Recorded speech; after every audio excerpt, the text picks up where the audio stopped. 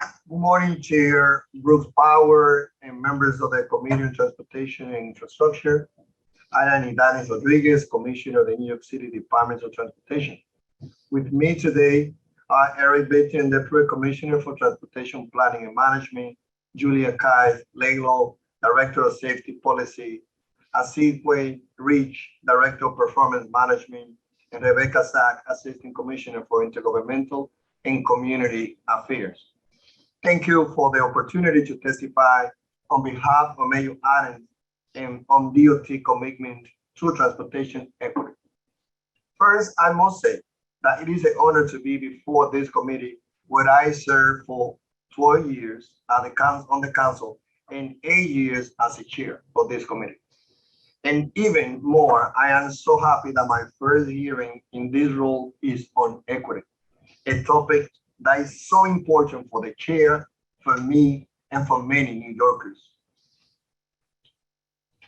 I want to express both my and Mayor Adams' strong belief in creating a more equitable city that guides all our work.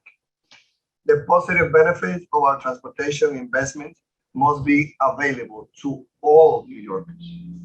As commissioner, I'm determined to focus our investment in low-income neighborhoods and community of color, neighborhoods that have received less investment historically and have been left behind. If there's a progress in underserved community, the whole city will benefit. DOT's vision for racial equity is a transportation network that meets the need of all New Yorkers, regardless of race, ability, or economic status, in a safe, efficient, and sustainable manner. Our vision of transportation equity means that demographics such as race, income, or language will no longer be able to be used to predict transportation outcomes. Our vision also includes a transportation system that is more accessible for people with disabilities who are also a majority people of color and have a higher poverty rate than people without disabilities. Every New Yorker should have multiple travel options that are safe, reliable, and affordable. Our transportation investments should improve access, safety, health, and quality of life. Additionally, New Yorkers should be informed and empowered to shape transportation in their neighborhood. All people should be able to move freely and peacefully in New York City without fear of injury or death, regardless of their background. And all New Yorkers should live in a safe, healthy, and resilient communities that can thrive in the face of climate change and economic uncertainty. DOT is continuously evaluating our agency's process to bring equity in transportation to the forefront, and we have identified a number of areas to equity in our work. As we have long known, complaints-based process empowers some communities more than others, and political influence can speed up or slow down projects. That will change under Mayor Adams and my role as a commissioner of DOT. In the Vision Zero era, DOT has prioritized safety work based on crash data. The Vision Zero Borough Pedestrian Safety Action Plans use fatality and injury data to identify locations that disproportionately account for pedestrian fatalities and severe injuries. And then the agency focuses safety interventions in these areas. Following this data has been an essential part of the agency's Vision Zero strategy, informing street improvement projects, traffic signs, and signal installation education, and strategies communication campaign, and more. Going forward, however, the agency will also factor in equity in determining where to make our street redesigning investments. As laid out in the New York City Street Plan released in December 2021, DOT is now starting to add an explicit equity lens to our work. This includes focusing our investments in areas that need it most, engaging communities proactively about transportation in their neighborhood and making the city more accessible to all. The plan lays out priority investment areas that will help focus our investment to where they can have the greatest impact. PIAs are based on three inputs: race and income, density, and lack of priority investments. You can see the map of the PIAs included in the testimony. DOT will continue to invest in community across the entire city. But going forward, street design investments as a whole will be prioritized in higher need neighborhood based on the PIA tiers, while still being guided by data such as crash histories and a slow bus speed. You can see an example of how we will overlay our Vision Zero priority corridors, intersections, and areas with the PIAs in the map included in my testimony. The PIAs are one example of work the agency is undertaking to further equity, and there are other ongoing efforts.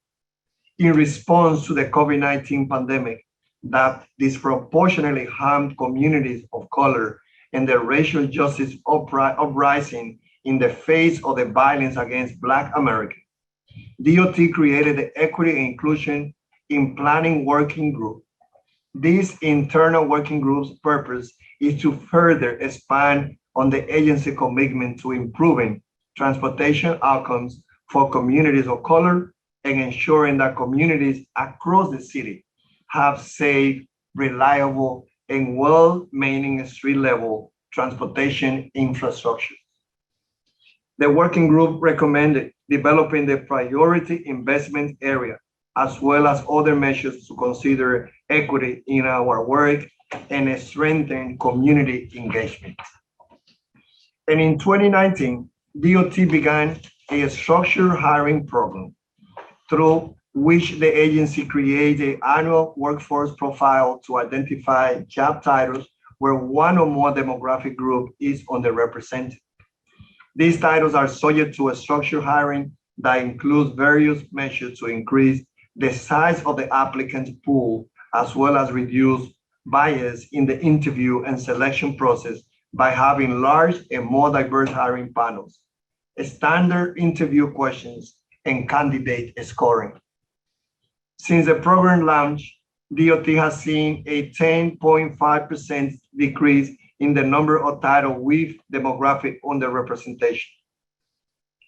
While we have much more work to do, I will now turn to some examples of how our work makes it easier and safer for travel around the city for all New Yorkers, regardless of factors including where they live, their race, or their ability, while improving health and sustainability by encouraging the shift to more sustainable transportation modes and cleaner vehicles.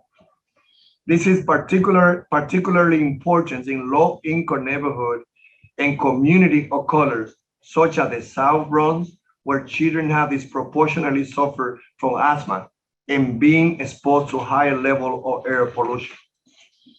Through the New York City Clean Trucks program, the agency gives an incentive to accelerate the deployment of cleaner trucks in industrial business zones, which are located near environmental justice communities that have historically been subject to a disproportionate amount of diesel exhaust emissions. The program supports replacing older, dirty diesel-powered trucks with advanced transportation technologies and alternative fuels trucks, including electric trucks, leading to cleaner air and health benefits in these communities. Our Better Buses program speed up buses and shortens commutes through dedicated bus lane and busway and transit signal priority, which reduce bus delay at signalized intersections. These changes are particularly important in areas of the city that do not have access to subway. Some significant 2022 projects include University Avenue, Fordham Road, and Gun Hill Road in the Bronx, supporting the MTA Bronx Bus Network redesign coming this June.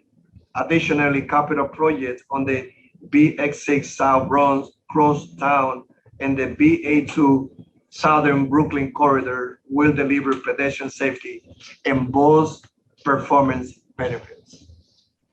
Our bike lanes make roads safer for all road users and make more people comfortable getting on a bike. We are focused on improving the cycling network coverage and connectivity across the entire city by building out the bike lane network. Some notable 2022 projects are bike lanes in Fordham, Tremont, and Soundview in the Bronx, which will provide critical bike infrastructure to both bike and scooter riders.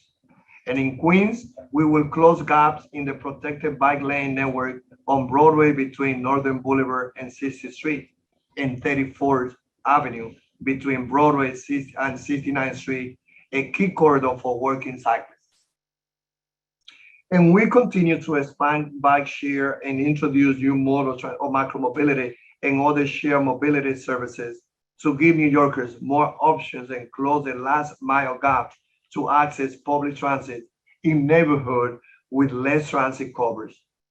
In 2022, City Bike's ongoing phase 3 expansion will bring the system to Sunnyside, Woodside, Ridgewood, and Maspeth in Queens, and East Flatbush, Bedford Stuyvesant, Ocean Hill, Crown Heights, and Prosper Lefferts Garden in Brooklyn, with even more expansion to follow in 2023.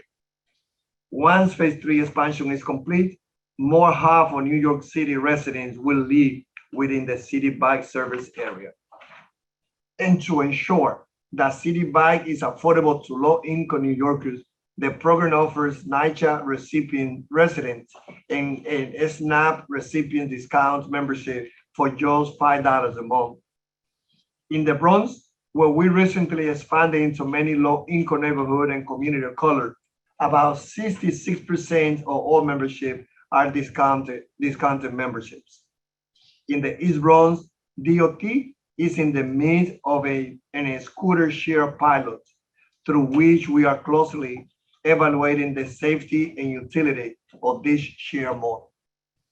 The 3 operators are all providing discounts program for low-income riders and are also testing a range of accessible vehicles for people who use wheelchair.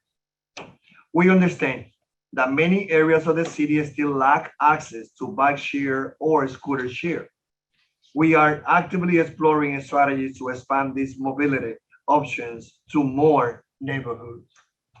We will also do more to get the word out about the system discount program so more eligible New Yorkers can have access to bike and scooter share services. Our car share pilot program also prioritizes equity and requires participant companies to deploy 20% of the car share vehicles within equity zones such as Parkchester in the Bronx and Far Rockaway in Queens.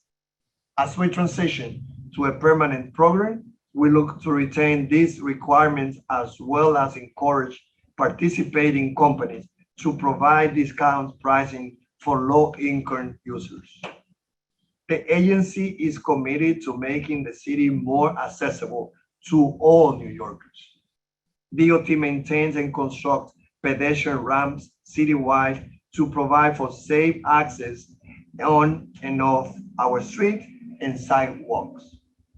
Our accessibility pedestrian signal program is the largest and fastest expanding in the nation and provide access to traffic signals to blind and visually impaired pedestrians. The agency continues to work with the MTA to make bus stops physically accessible to all users, growing from long-standing program to upgrade bus stops under elevated subways to now address all kinds of physically inaccessible bus stops. And as part of Mayor Adams' commitment to enhance safety at 1,000 intersections, we are developing a program to install 100 raised crosswalks annually. This will make it easier for people with disability and all New Yorkers to cross the street at those locations.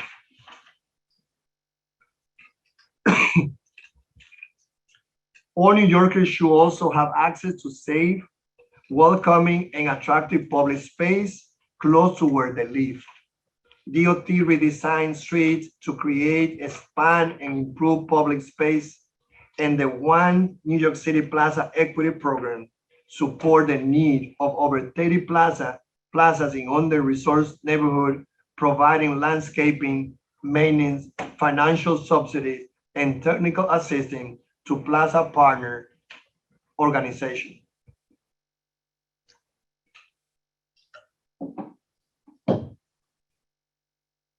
In the face of the pandemic, our agency, in partnership with the City Council, reimagined our street to create the Open Street program, which create new outdoor space for New Yorkers to enjoy, the largest one in the nation too.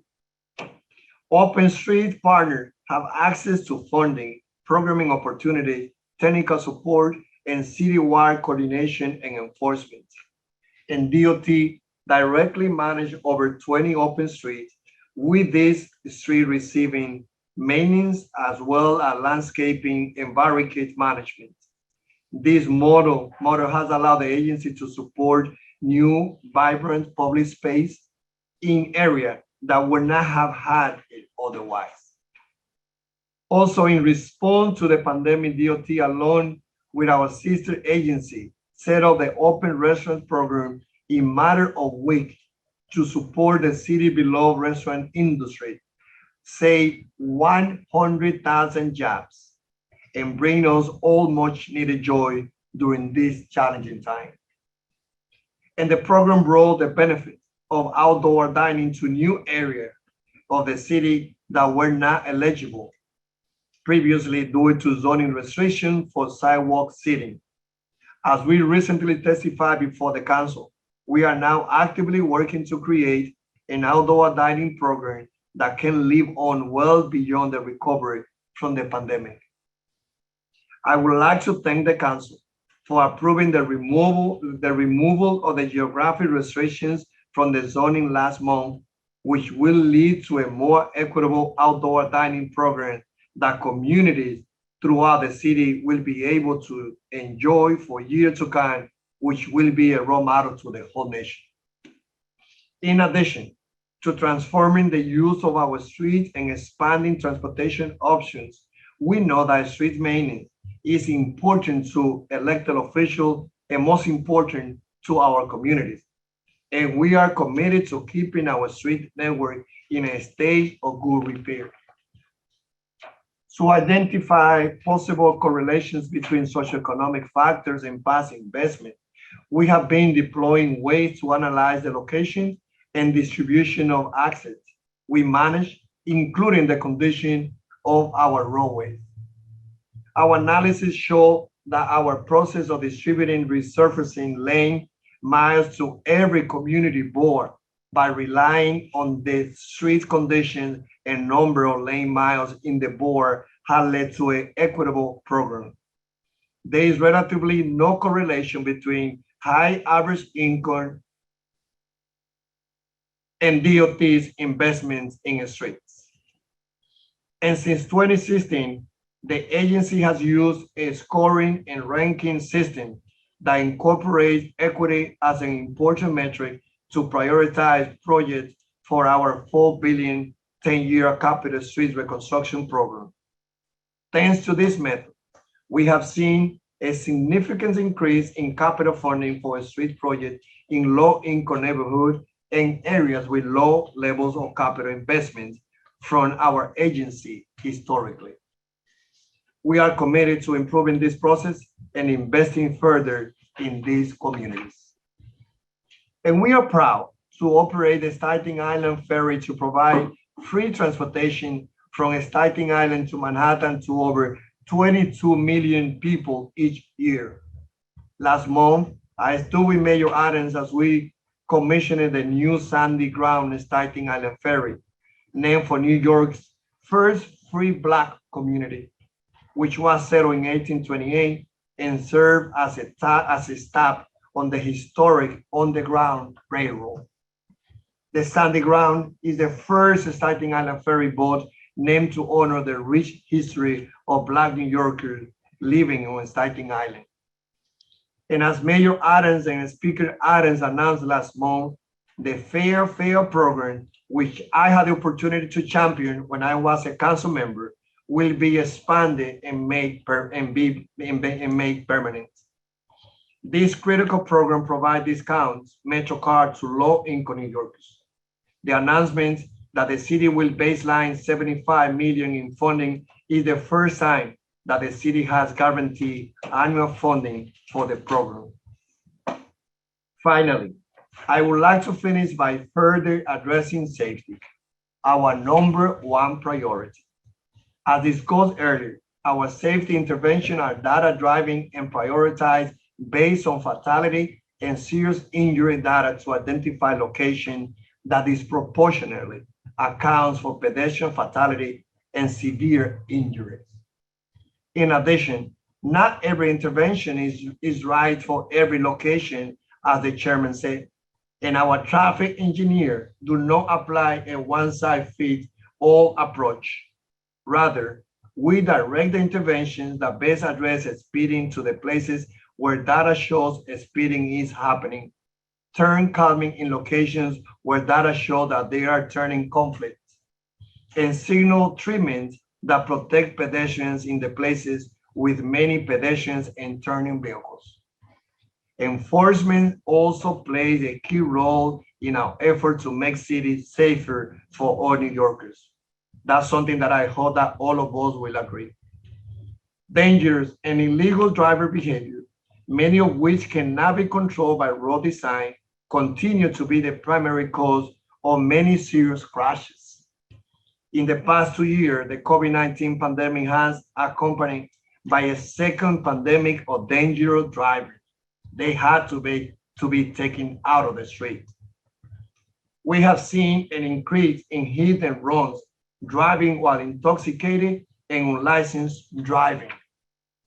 Automated enforcement is more efficient than traditional in-person enforcement and reduce interaction with law enforcement. And with a $50 fine and no point on a license, DOT automated enforcement program have much lower penalty than a ticket issued by the NYPD. A speed camera saves lives. Driving at a lower speed gives driver and pedestrian more time to see each other and react, reducing the likelihood of a crash in the first place. And if a crash does occur, its severity is reduced at lower speed. Pedestrian is struck by vehicles traveling 25 miles per hour are half as likely to die as those struck at 30 miles per hour. Since the start of the program in 2014, speeding violations are down an average of 72% at camera locations during the hours of operation. This includes significant drops on notable arteries that go through low-income communities of color, such as an 89% decrease on Grand Concourse, 87% decrease in Rockaway Boulevard, and 85% decrease on Gone Hill Road, and 84% decrease in Eastern Parkway. In addition, injuries are down 14% in a school speed camera, with pedestrian, cyclists, and motor vehicle occupants all receiving safety gains. And from the start of the program in 2014 through the end of 2020, 7 years, the majority of violators have received no more than two notices in liability. Furthermore, most violators are not residents of the neighborhood where the cameras are located. A DOT analysis found 2/3 of speeders live more than 3 miles away from the camera that caught them. and over 40% of speed camera violators have vehicles registered outside the city of New York. Again, 40% of speed camera violators have vehicles registered outside the city of New York. Regarding placement of a speed camera, we place camera based on a speed incidents and serious crash data. We do not take requests for locations or remove cameras based on complaints. As the map in my testimony shows, all neighborhoods are covered by the program 750 active school speed zone. And that is something that you also can see behind my desk here. And there's no significant correlation between lower average income and other population percentage and DOT's placement of a speed camera. We understand there may be concern that speed cameras are not always accompanied by street design changes to help reduce the likelihood of speeding in the first place. We hear this concern and are committed to making design changes where needed. For example, we are working with the community to redesign Seagirt Boulevard in the roadways as it has had high numbers of speed camera violations.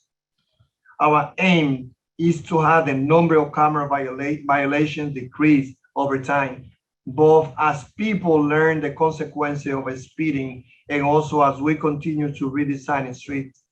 Safety is our #1 priority, and as it is your priority, Chair, not raising revenue. We also do not have revenue sharing agreements with contractors. This means that our vendors have no monetary incentive to issue more violations. Cameras change behavior and protect the most vulnerable road users, our pedestrians. New York City program has been a model for Vision Zero cities across the country.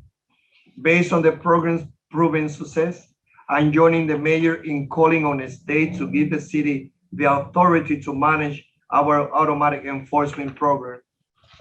In conclusion, I want to thank the council for the opportunity to testify before you today on our agency vision for transportation equity, as well as the many areas where we are hard at work to do better.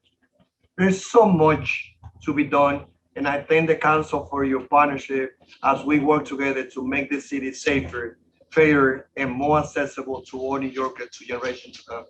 Hoy le quiero dar las gracias a la chairman de este comité, Bruce Powers, por permitirme testificar en el Consejo Municipal sobre un tema tan importante que tiene que ver sobre equity relacionado a cómo nosotros como Departamento de Transportación hacemos las inversiones necesarias en cada una de las comunidades para que las calles sean seguras para todos y también que la agencia refleje lo que es la población de esta ciudad.